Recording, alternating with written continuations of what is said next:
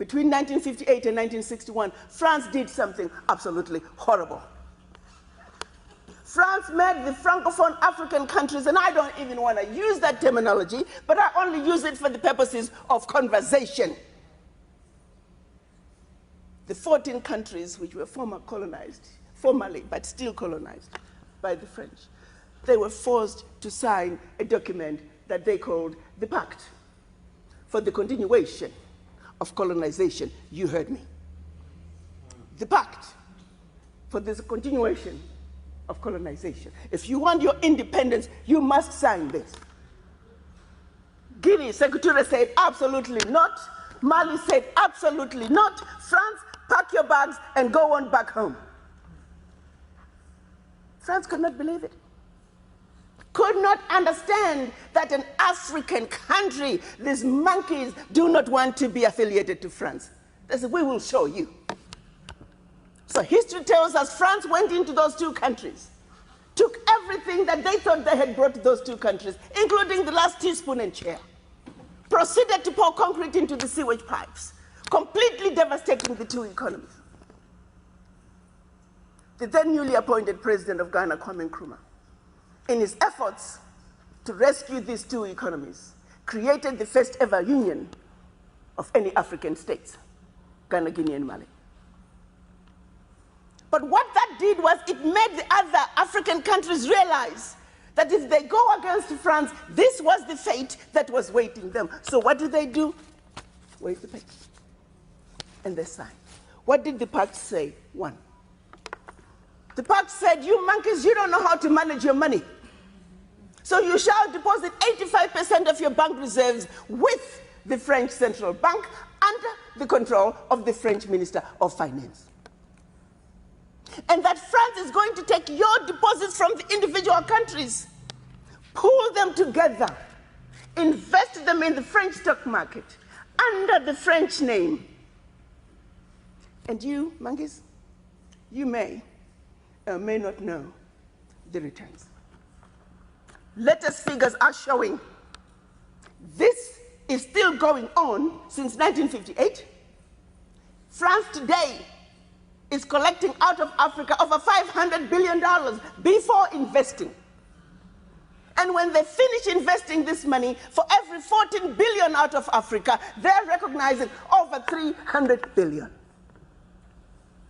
Now do the math. So when it's actually said and done, France is taking out of Africa trillions of dollars every year, and we, the poor Africans, are gladly giving it to France. And the same France has the audacity to look at us and call us poor people. 1958. They went further with the pact. You say, we will also print your own money. We will print your money for you. They instituted what they were calling the CFA, special currency for the African countries, and that only France can print that money for you. They went on to say all the contracts, large contracts, public and private, French companies have the first right of refusal. All your minerals discovered, yet to be discovered, France has the first right of refusal. Now, my brothers and sisters, if one of you was to wake up one morning and you're president of one of those countries, and your chief of staff walks in first day and starts reading you out the do's and don'ts as stipulated by the Pact for the Continuation of Colonization, what power do you have? None.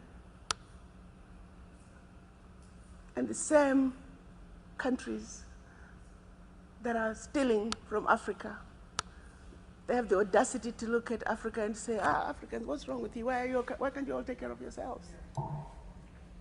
Well, let's start by leaving our $500 billion on the continent. But what they do instead, they want to throw you with a smoke screen. Your African leaders are corrupt. Well, you know, I gave you that. I mean, not all African leaders are corrupt. Africa is a family. No family is complete without crazy Aunt Sally and crazy Uncle Tom.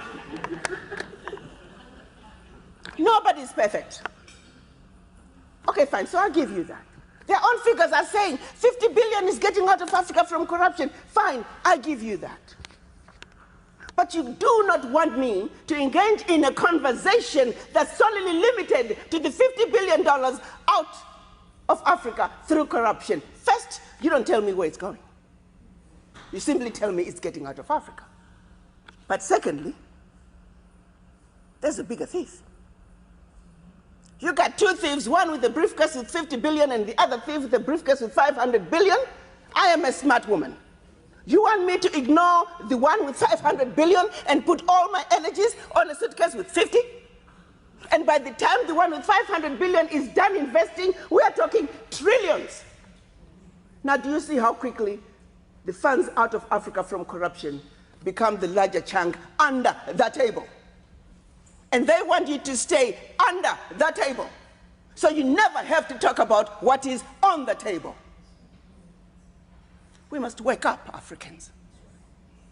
We must think about our situations. How did we get here? Are we willing to let France